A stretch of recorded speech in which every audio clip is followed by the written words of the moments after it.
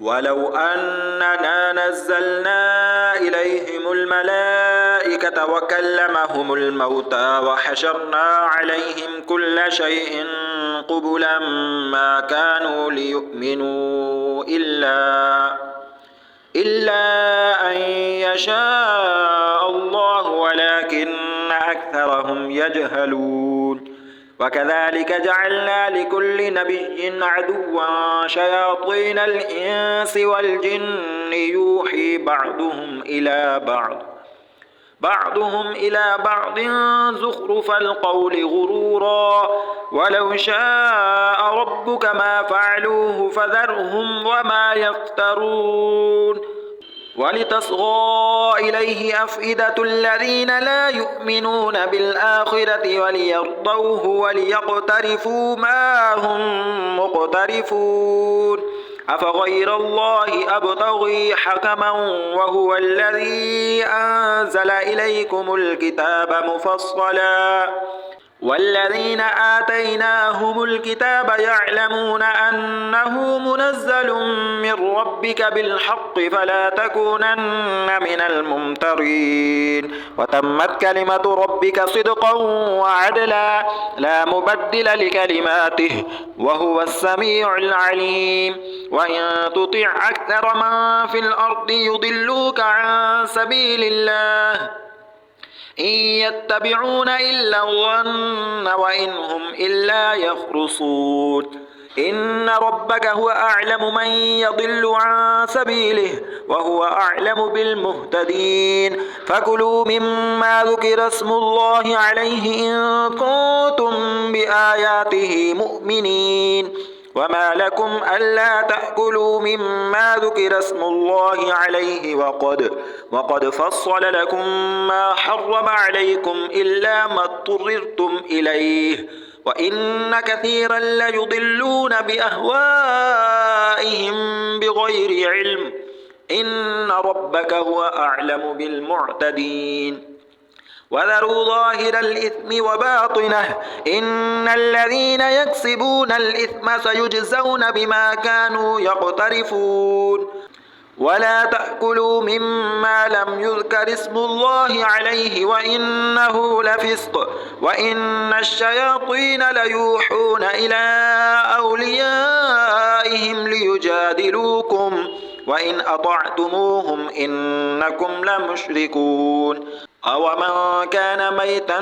فأحييناه وجعلنا له نورا يمشي به في الناس كمن مثله في الظلمات ليس بخارج منها كذلك زين للكافرين ما كانوا يعملون. وكذلك جعلنا في كل قرية أكابر مجرميها ليمكروا فيها وما يمكرون إلا بأنفسهم وما يشعرون. وإذا جاءتهم آية قالوا لن نؤمن حتى نؤتى مثل ما أوتي رسل الله أعلم حيث يجعل رسالته سيصيب الذين أجرموا صغار عند الله وعذاب شديد بما كانوا يمكرون. فمن يرد الله أن يهديه يشرح صدره للإسلام ومن يرد أن يضله يجعل صدره ضيقا حرجا كأنما يصعد في السماء كذلك يجعل الله الرجس على الذين لا يؤمنون. وهذا صراط ربك مستقيما قد فصلنا الآيات لقوم يذكرون. لهم دار السلام عند ربهم وهو وليهم بما كانوا يعملون. ويوم يحشرهم جميعا يا معشر الجن قد استكثرتم من الإنس وقال أولياؤهم من الإنس ربنا استمتع بعضنا ببعض وبلغنا أجلنا الذي أجلت لنا قال النار مثواكم خالدين فيها إلا ما شاء الله إن ربك حكيم عليم. وكذلك نولي بعض الظالمين بعضا بما كانوا يكسبون. يا معشر الجن والإنس ألم يأتكم رسل منكم يقصون عليكم آياتي وينذرونكم لقاء يومكم هذا قالوا شهدنا على أنفسنا وغرتهم الحياة الدنيا وشهدوا على أنفسهم أنهم كانوا كافرين ذلك ألم يكن ربك مهلك القرى بظلم وأهلها غافلون ولكل درجات مما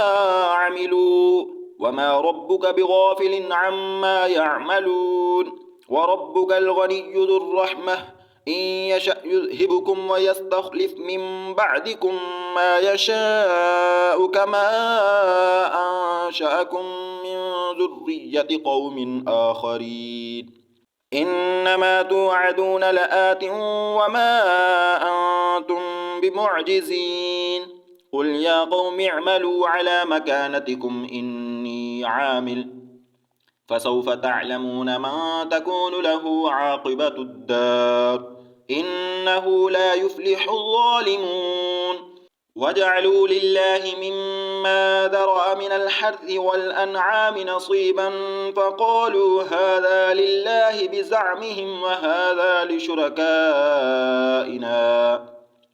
فما كان لشركائهم فلا يصل إلى الله وما كان لله فهو يصل إلى شركائهم ساء ما يحكمون وكذلك زين لكثير من المشركين قتل أولادهم شركاؤهم ليردوهم وليلبسوا عليهم دينهم ولو شاء الله ما فعلوه فذرهم وما يفترون وقالوا هذه أنعام وحرث حجر لا يطعمها إلا من نشاء بزعمهم وأنعام حرمت ظهورها وأنعام لا يذكرون اسم الله عليها افتراء عليه سيجزيهم بما كانوا يفترون وقالوا ما في بطون هذه الأنعام خالصة لذكورنا ومحرم على أزواجنا وإن يكن ميتة فهم فيه شركاء سيجزيهم وصفهم إنه حكيم عليم قد خسر الذين قتلوا أولادهم سفها بغير علم وحرموا ما رزقهم الله افتراء على الله قد ضلوا وما كانوا مهتدين وهو الذي أنشأ جنات معروشات وغير معروشات والنخل والزرع مختلفا أكله والزيتون والرمان متشابها وغير متشابه كلوا من ثمره إذا أثمر وآتوا حقه يوم حصاده ولا تسرفوا إنه لا يحب المسرفين ومن الأنعام حمولة وفرشا كلوا مما رزقكم الله ولا تتبعوا خطوات الشيطان إنه لكم عدو مبين 8 أزواج من الضأن 2 ومن المعز 2 قل آذكرين حرم أم الأنثيين أما اشتملت عليه أرحام الأنثيين نبئوني بعلم إن كنتم صادقين ومن الإبل 2 ومن البقر 2 قل آذكرين حرم أم الأنثيين أما اشتملت عليه أرحام الأنثيين أم كنتم شهداء إذ وصاكم الله بهذا فمن أظلم ممن افترى على الله كذبا ليضل الناس بغير علم إن الله لا يهدي القوم الظالمين قل لا أجد فيما أوحي إلي محرما على طاعم يطعمه إلا أن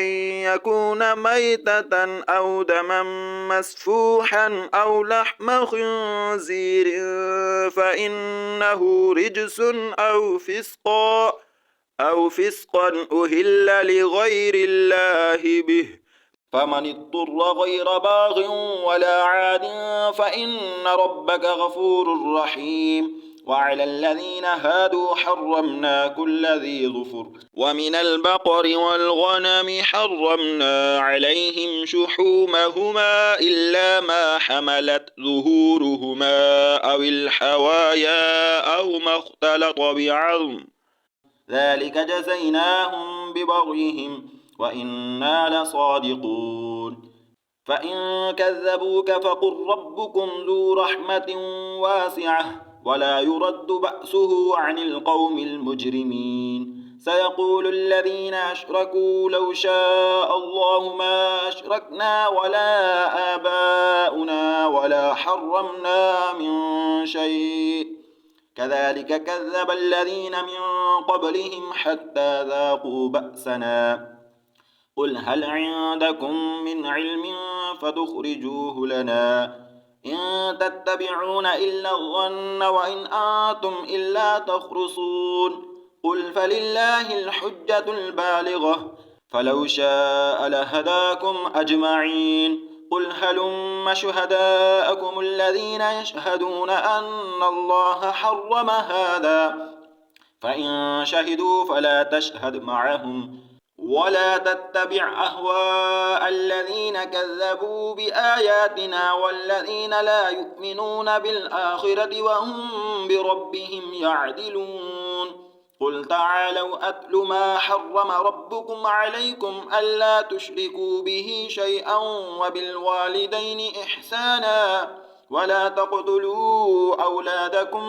من إملاق، نحن نرزقكم وإياهم، ولا تقربوا الفواحش ما ظهر منها وما بطن، ولا تقتلوا النفس التي حرم الله إلا بالحق، ذلكم وصاكم به لعلكم تعقلون.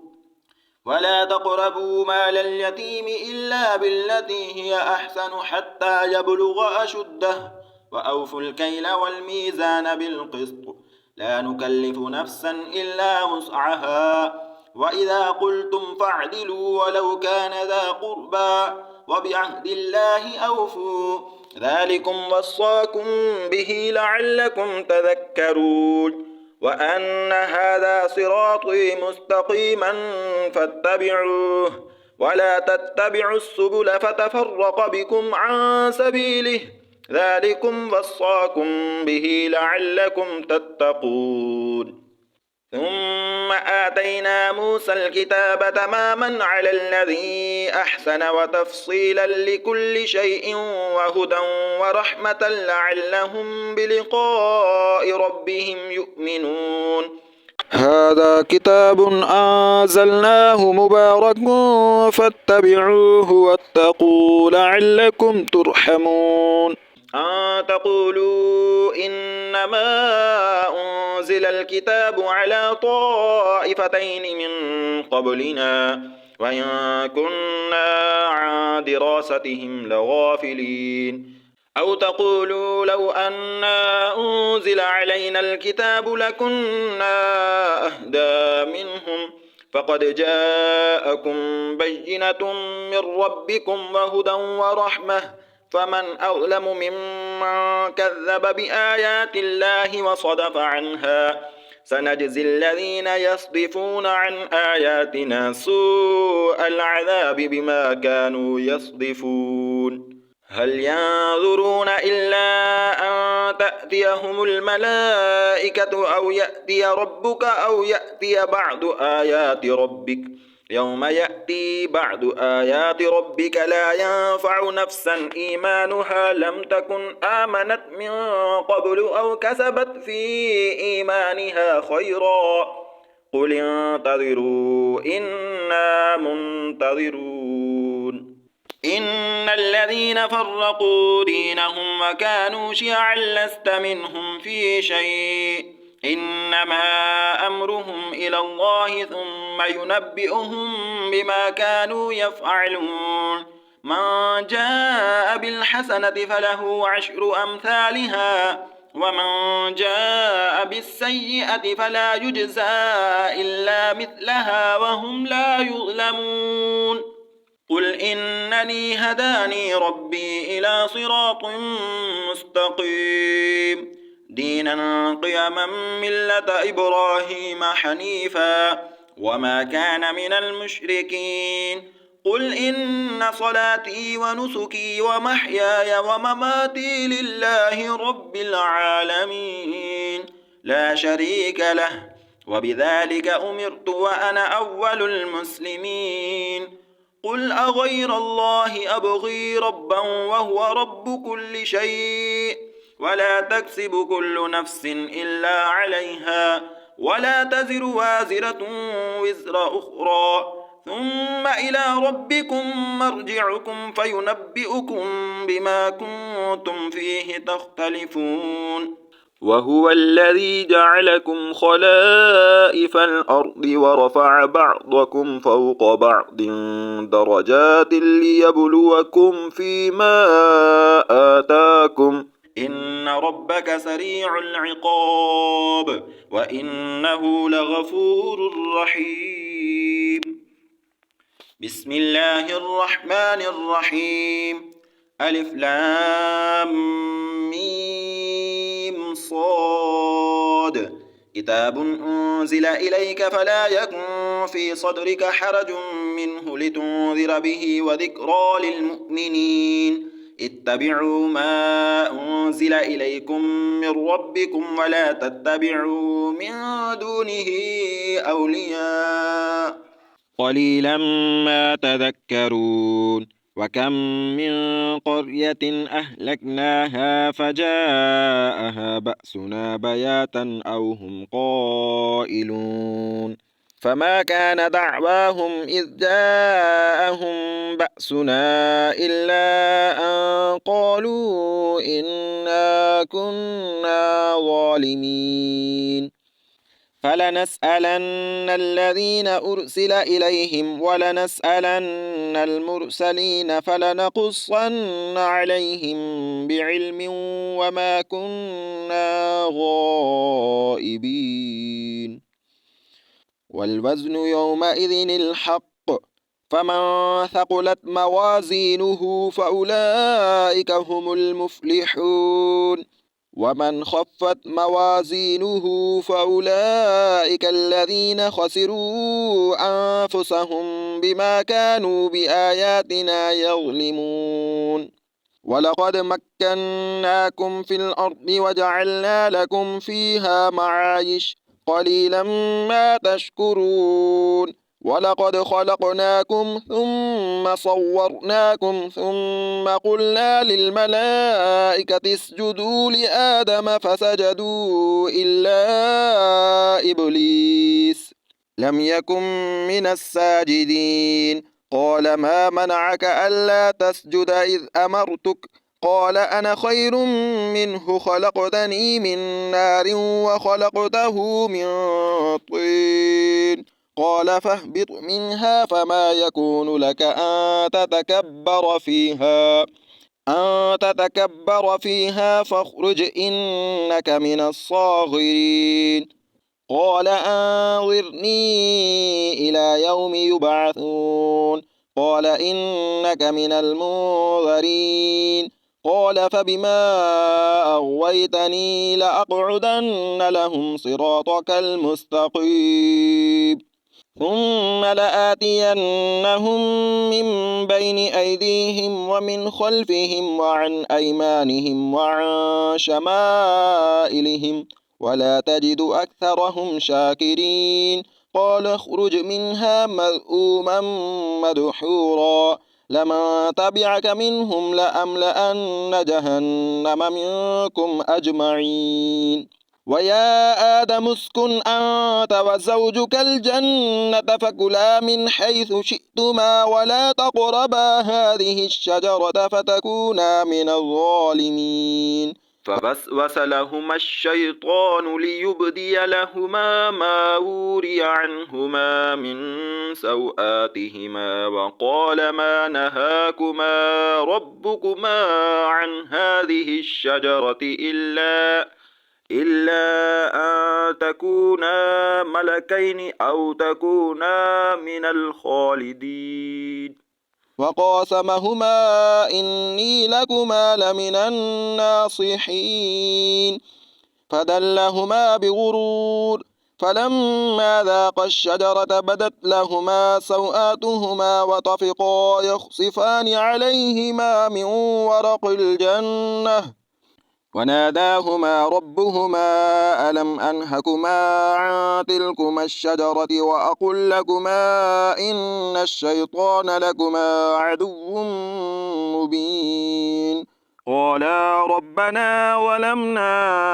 أنفسنا وإن لم تغفر لنا وترحمنا لنكونن من الخاسرين قال اهبطوا بعضكم لبعض عدو ولكم في الأرض مستقر ومتاع إلى حين قال فيها تحيون وفيها تموتون ومنها تخرجون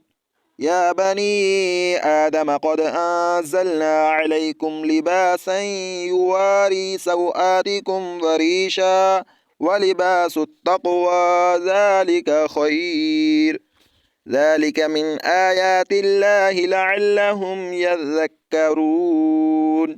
يا بني آدم لا يفتننكم الشيطان كما أخرج أبويكم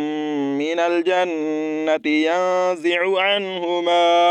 عنهما لباسهما ليريهما سوآتهما إنه يراكم هو وقبيله من حيث لا ترونهم إنا جعلنا الشياطين أولياء للذين لا يؤمنون وإذا فعلوا فاحشة قالوا وجدنا عليها آباءنا والله أمرنا بها قل إن الله لا يأمر بالفحشاء أتقولون على الله ما لا تعلمون قل أمر ربي بالقسط وأقيموا وجوهكم عند كل مسجد وادعوه مخلصين له الدين كما بدأكم تعودون فريقا هدى وفريقا حق عليهم الضلالة إنهم اتخذوا الشياطين أولياء من دون الله ويحسبون أنهم مهتدون يا بني آدم خذوا زينتكم عند كل مسجد وكلوا واشربوا ولا تسرفوا إنه لا يحب المسرفين قل من حرم زينة الله التي أخرج لعباده والطيبات من الرزق قل هي للذين آمنوا في الحياة الدنيا خالصة يوم القيامة كذلك نفصل الآيات لقوم يعلمون قل إنما حرم ربي الفواحش ما ظهر منها وما بطن والإثم والبغي بغير الحق وأن تشركوا بالله ما لم ينزل به سلطانا وأن تقولوا على الله ما لا تعلمون ولكل أمة أجل فإذا جاء أجلهم لا يستأخرون ساعة ولا يستقدمون يا بني آدم إما يأتينكم رسل منكم يقصون عليكم آياتي فمن اتقى وأصلح فلا خوف عليهم ولا هم يحزنون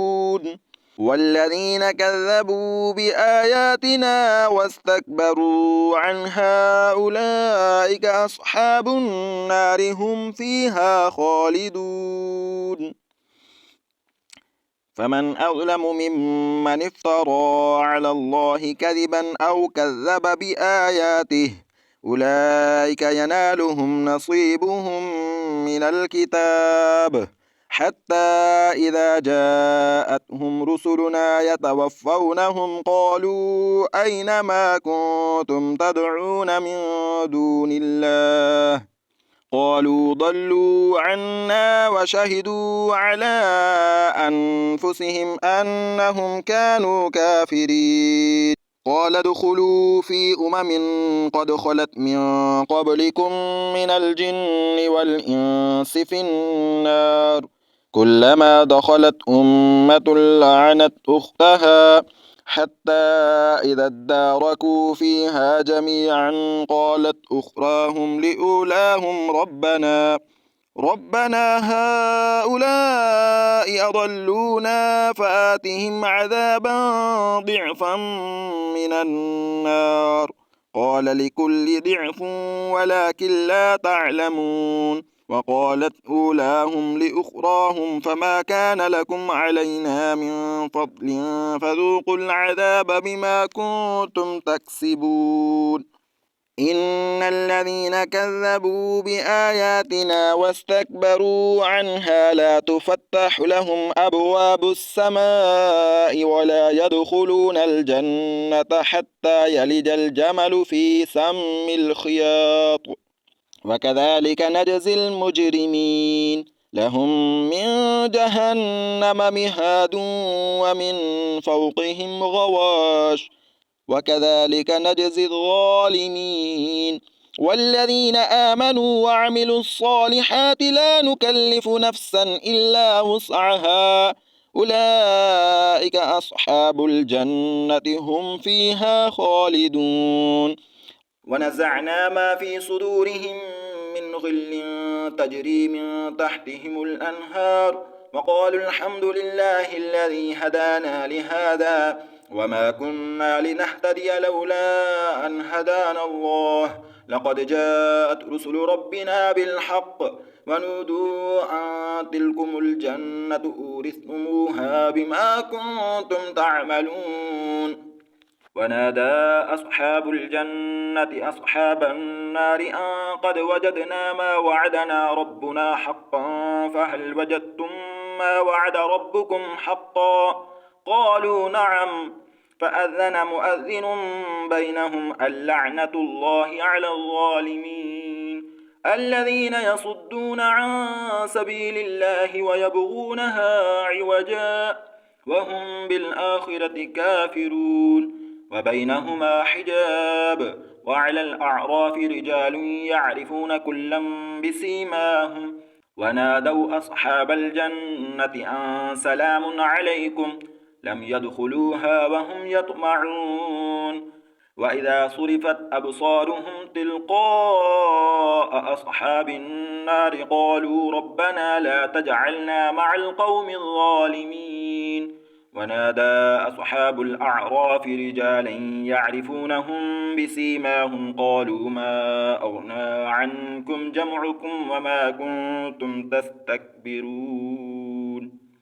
أهؤلاء الذين أقسمتم لا ينالهم الله برحمة ادخلوا الجنة لا خوف عليكم ولا أنتم تحزنون. ونادى أصحاب النار أصحاب الجنة أن أفيضوا علينا من الماء أو مما رزقكم الله قالوا إن الله حرمهما على الكافرين الذين اتخذوا دينهم لهوا ولعبا وغرتهم الحياة الدنيا فاليوم ننساهم كما نسوا لقاء يومهم هذا وما كانوا بآياتنا يجحدون. ولقد جئناهم بكتاب فصلناه على علم هدى ورحمة لقوم يؤمنون هل ينظرون إلا تأويله يوم يأتي تأويله يقول الذين نسوه من قبل قد جاءت رسل ربنا بالحق فهل لنا من شفعاء فيشفعوا لنا أو نرد فنعمل غير الذي كنا نعمل قد خسروا أنفسهم وضل عنهم ما كانوا يفترون. إن ربكم الله الذي خلق السماوات والأرض في 6 أيام ثم استوى على العرش يغشي الليل النهار يطلبه حثيثا والشمس والقمر والنجوم مسخرات بأمره ألا له الخلق والأمر تبارك الله رب العالمين ادعوكم ربكم تضرعا وخفية إنه لا يحب المعتدين ولا تفسدوا في الأرض بعد إصلاحها وادعوه خوفا وطمعا إن رحمة الله قريب من المحسنين وهو الذي يرسل الرياح بشرا بين يدي رحمته حتى إذا أقلت سحابا ثقالا سقناه لبلد ميت فأنزلنا به الماء فأخرجنا به من كل الثمرات كذلك نخرج الموتى لعلكم تذكرون والبلد الطيب يخرج نباته بإذن ربه والذي خبث لا يخرج إلا نكدا كذلك نصرف الآيات لقوم يشكرون لقد أرسلنا نوحا إلى قومه فقال يا قوم اعبدوا الله ما لكم من إله غيره إني أخاف عليكم عذاب يوم عظيم قال الملأ من قومه إنا لنراك في ضلال مبين قال يا قوم ليس بي ضلالة ولكني رسول من رب العالمين أبلغكم رسالات ربي وأنصح لكم وأعلم من الله ما لا تعلمون أوعجبتم أن جاءكم ذكر من ربكم على رجل منكم لينذركم ولتتقوا ولعلكم ترحمون فكذبوه فأنجيناه والذين معه في الفلك وأغرقنا الذين كذبوا بآياتنا إنهم كانوا قوما عمين وإلى عاد أخاهم هودا قال يا قوم اعبدوا الله ما لكم من إله غيره أفلا تتقون قال الملأ الذين كفروا من قومه إنا لنراك في سفاهة وإنا لنظنك من الكاذبين قال يا قوم ليس بي سفاهة ولكني رسول من رب العالمين أبلغكم رسالات ربي وأنا لكم ناصح أمين أوعجبتم أن جاءكم ذكر من ربكم على رجل منكم لينذركم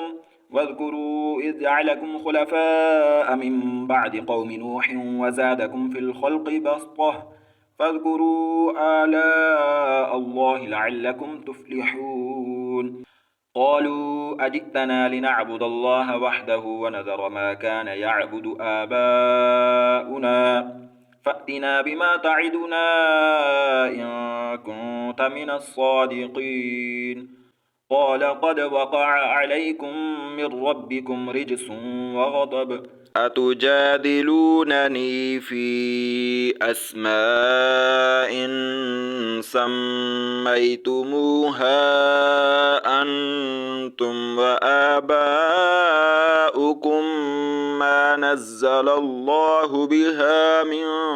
سلطان فانتظروا إني معكم من المنتظرين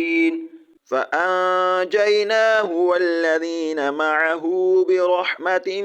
منا وقطعنا دابر الذين كذبوا بآياتنا وما كانوا مؤمنين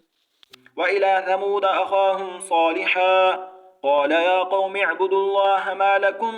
من إله غيره قد جاءتكم